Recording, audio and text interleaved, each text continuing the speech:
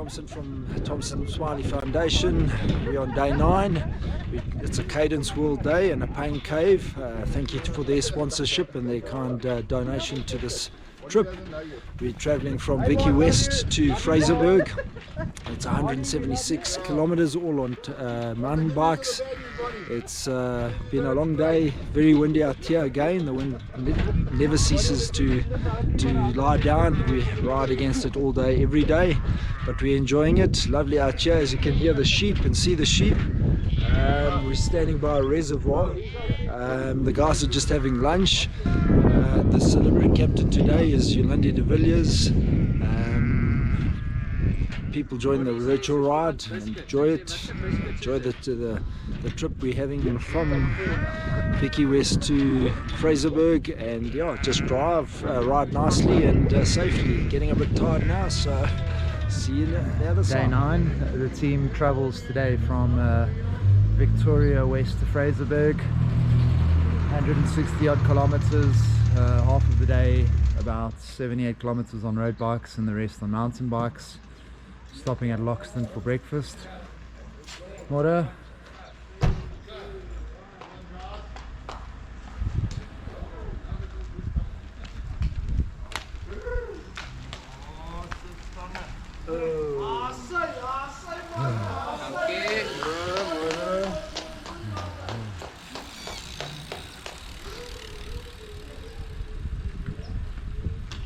This is already in the back, eh? Not a good start.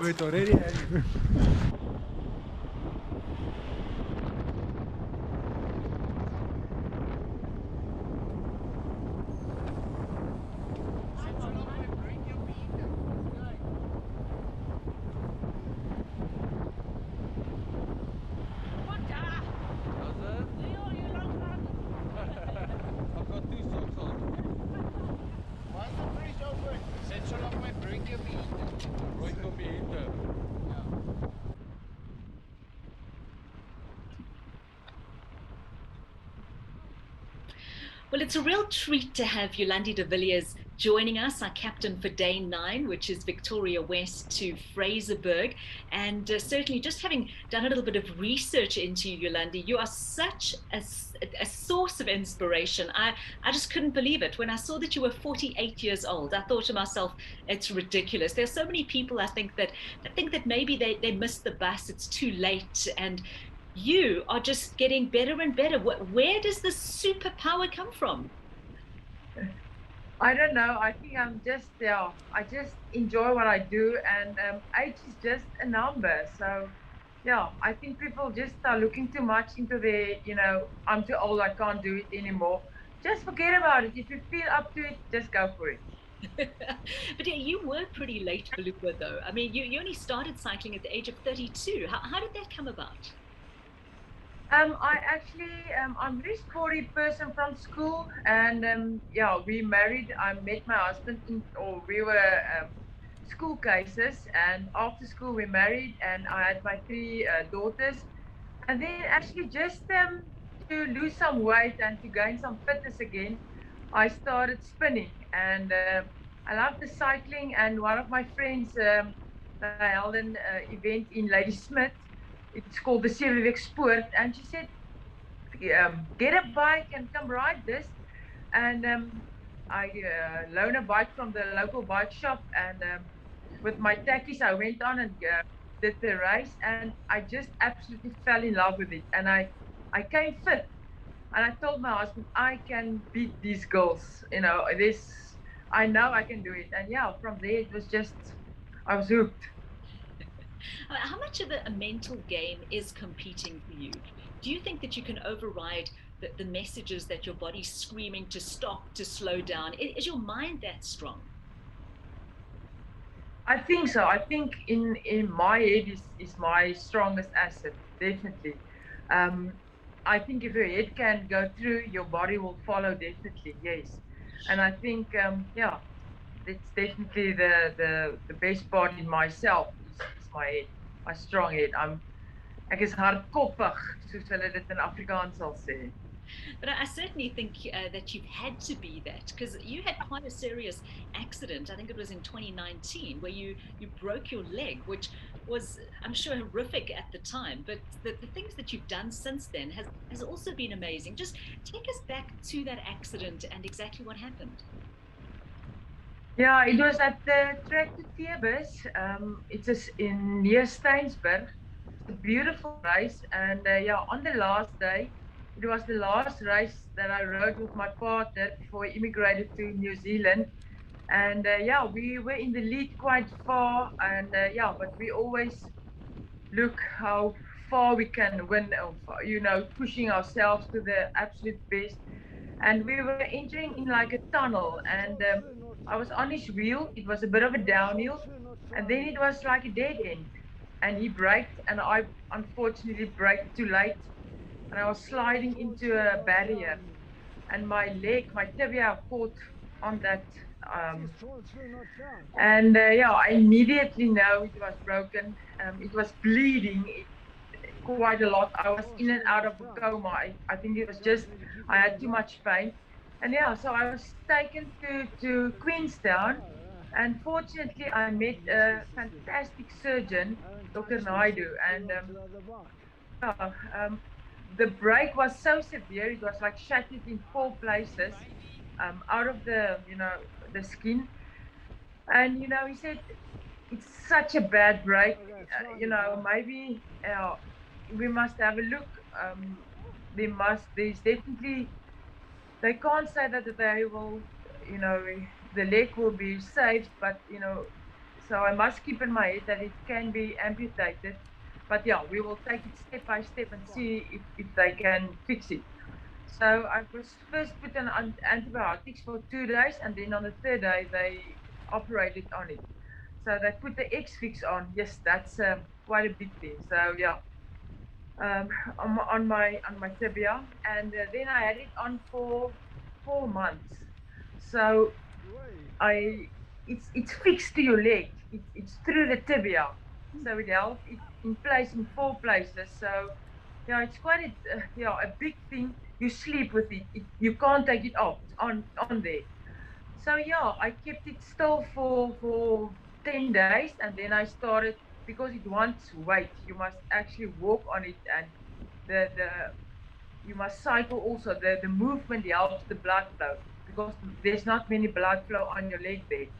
So yeah, so my husband, we went to the engineering shop, and he made a pedal for me because the X-Fix was so big. So when I pedal, it was hitting the top frame, the top tube. So yeah, we made a pedal a bit longer, and then yeah, I started climbing back on the bike and pedal. So that kept me sane because I was nearly, yeah, to the, I was really mentally in a bad space.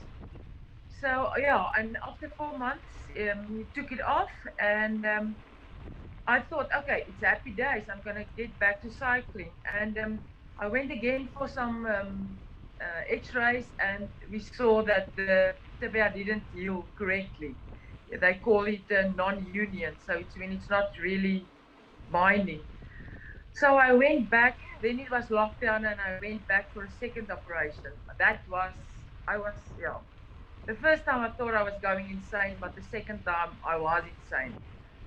So yeah, it was. We took out 4 centimeters of the fibula, the backbone, just to put on the X-fix again, and yeah, that I wore for 6 months, and always for 4 months I ride on a fat bike, and I put 4,000 kilometers on the bike just to keep moving, and yeah, um, I'm now, luckily it's healed.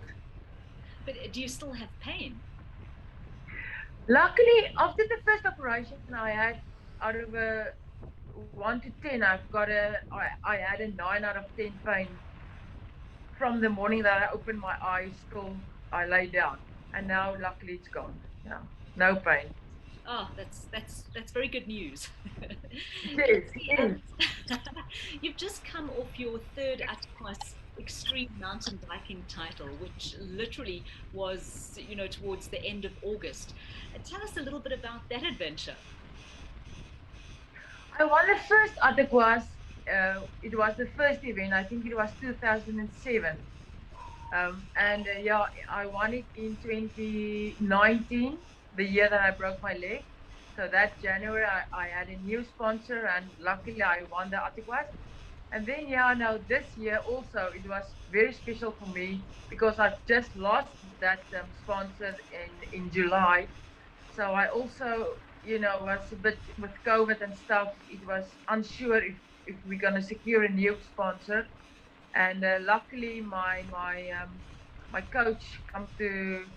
He's got a Cupeto. It's like a coaching group of people, and I was so proud and privileged to won this Ataquas again. It was quite a different Ataquas. It was colder, and yeah, usually it's in January, so you're dying of heat, and I had to fill your bottles at every water point. So this was quite, it was a different Ataquas, but yeah, very thankful to have won that also. It's absolutely remarkable. Um, Yolandi, just looking back again at lockdown, it seems like the timing of your accident probably came at the best time, if you had to look at it like that. Or do you think you Yeah. struggled more to get through lockdown? Are you quite a busy person? Do you constantly need to be doing things? Yeah. Luckily for me, I must say lockdown was actually perfect for the operation and my leg for recovery because I'm not a very patient person. I want everything to be done quickly. So with lockdown and no races, I just had to concentrate on getting better. So the lockdown for me was very good. For the business, we own a family business, a nursery, so that wasn't good. So we're a small business, and with everything closed, and that wasn't so good. But yeah, luckily, we kept on positive and yeah, making some other plans and stuff. And the other thing is, yeah, with a 3 weeks lockdown, to be confined in this small little, where your house is, that was very difficult for me. So we cleaned the house, and we were also that people that rode bicycles in my garden and running up and down around the house. So yeah, that was very difficult. Just looking back over your career, who would you say has had the biggest impact on you? Have you had a mentor? I think my mentor, the whole my whole life is my dad. My dad and my mom divorced when I was in grade 1, so that was in a young age. But I think they made me my grown up years was very tough. So I think there I learned just to keep on fighting.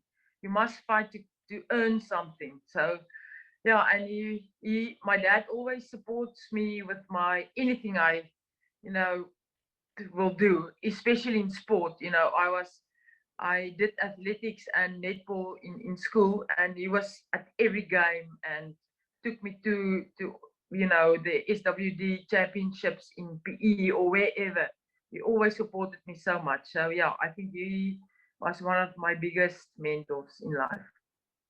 So was it all about the netball in those early years? Was that your chosen sport? Yeah, definitely. I played netball from, I can remember. I was the center, so I was all over, the court.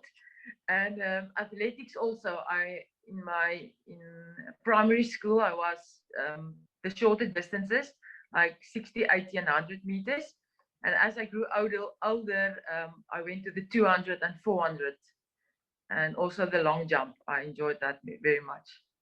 And what is your outlook like at the moment? I mean, are you just going to keep going? Are you going to carry on until you stop winning? Is that what motivates you, or are you just having the best time ever? I think just to be on the bike is so good. When I had the X fix on and I couldn't ride my bike properly. I think then when it was nearly taken away from you, now I appreciate my bike more. So even when I don't have something to do, I just climb on my bike and ride down the street. So I'm just so thankful to be able to ride my bike. Many times I think, yeah, maybe I must stop now when I'm over, I'm almost on top of my game. I must stop now, but I still enjoy it. So yeah, I think I'm just gonna keep on going till it's not nice anymore. Till it's gonna be work, to be on my bike. It's not work. I love it. You say almost on top of your game, like there's a lot more to come. What would you still like to achieve? There's still a lot, There's always another race to be won, time to beat. So I'm always pushing myself. I many times it's almost a joke in my with my girls and my husband, because I don't race the girls. I race the men. So just I want to push myself just absolutely do the best I can be. Well, what would you say has been the biggest disappointment of your life?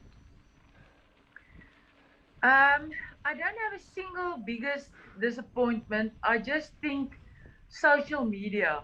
I don't like social media quite a lot, because um, it's faceless. Many times, especially on Twitter, it's faceless. So they will say I'm too old, or when are you gonna stop? But when you see people, and when they must face you, they won't be able to say that. Well, they know. Many times I say to people, they don't know what I lost, so they don't know. It's difficult for me to explain, but you must walk in somebody else's shoes before you can really judge people. Um, and life is so hard and so tough, and yeah, just be kinder to people. And as I said, they don't know what I've lost many times, in different aspects of my life. Um, so for me to win now something, or win a race, just be happy, and be um, glad for my successes also. Because when I win, I want people to say, well done. And when you win, I will come and say to you, well done, you deserve this. But yeah, many people, yeah, I don't know, they just faceless on social media, and they just want to say nasty things. So yeah, social media, I don't like. That's my disappointment. Okay. Yolandi, tell us a little bit about home life, your family, where you like to go on holiday, what food you like. Tell us a little bit about the Yolandi away from the bike. Okay. I love steak, and I will eat that every day. On holiday, we have a holiday house in Reebok, so it's about 60 k's from Oudtshoorn. So yeah, it's quite close, but we love it there. We spent all our kids' holidays there, so yeah, lots of memories, and yeah, beautiful there. Yeah, I've got three daughters. My husband, we were married quite early at 20, so we had our kids very early. So what now is very nice is that they are grown up and actually more like friends than daughters. So yeah, yeah, I want to. We're always busy, so if we're not on the bike, we at the sea walking and running, or running that St. Blaise trail, or walking with the dogs, or swimming, or yeah. So we be very busy people. Can't sit still. Certainly sounds like it. What is your take on education? Obviously the whole point of the cycle tour is to raise funds for that. And how important do you think education is in the success of a country? Yeah, I think education is absolutely important. And through education, we can build a better future, for everybody. So I think it's absolutely crucial. Definitely. And do you have a message for our two bursary recipients? Their names are Kira and Melody. Yeah, I think, they must be really thankful, because it's absolutely huge privilege, absolutely, to get that bursary. And they must really give 100%. They must show everybody, I'm so thankful and grateful, and I'm going to do my absolute best um, to learn and to be my 100% best in this. And yeah, it's absolutely fantastic, and I think and I wish them all the luck. Oh, well, it's been so nice chatting with you. I mean, I think you're like a personal role model to me, also being a lady that's, heading closer to the 50-year mark. And I find it amazing. I sometimes think to myself, oh no, like calm down a little bit, you're getting old, although I still feel so young. And it's so, I don't know where that voice comes from. So just seeing you going out there and doing that really is so inspirational. And I'm also going to keeping on, because yeah, it's possible. And you're right, age is just a number, and we shouldn't allow it to hold us back. So thank you for that. Definitely, yeah. And I'm very sorry for my English. I'm like Oudtshoorn Klein Karoo girl, so Afrikaans is more my thing. No, it was absolutely perfect. Thanks, Yolandi. It's a pleasure.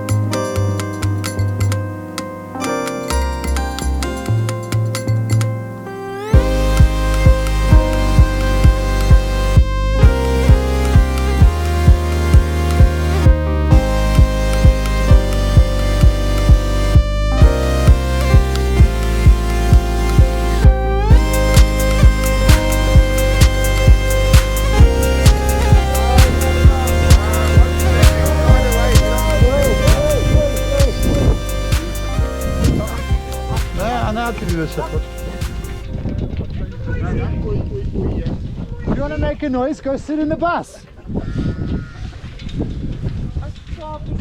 I'm here with Peter Sayford. Pete, day 9 on the Thompson Smiley tour from Pontriff to Cape Town. How are you finding it so far? What's the highlight been? Our highlight's been the tailwind today. The last few days we've had hectic crosswinds or either headwinds. So definitely looking forward to getting to Cape Town. Bum's getting a bit sore now. Bum cream's almost finished, so can't wait. Good, man. And obviously from a person with a lot of experience, ex-pro rider, how do you find the teams working together? Are they working well? Yeah, I think spirits are still very high, and that's important in ultra endurance events like this. Everyone's working together and everyone's still having laughs and having fun at dinner, so all good. Good, man. And obviously you're doing the real thing, but we have the virtual tour afterwards. What do you have to say to the virtual riders? Have fun, remember to drink, and you've got no win, so good No luck. excuses. No excuses. Perfect. Thanks, Pete. Cool, awesome. Thanks, buddy. Cool. Okay, do you want to do a take two? No, perfect.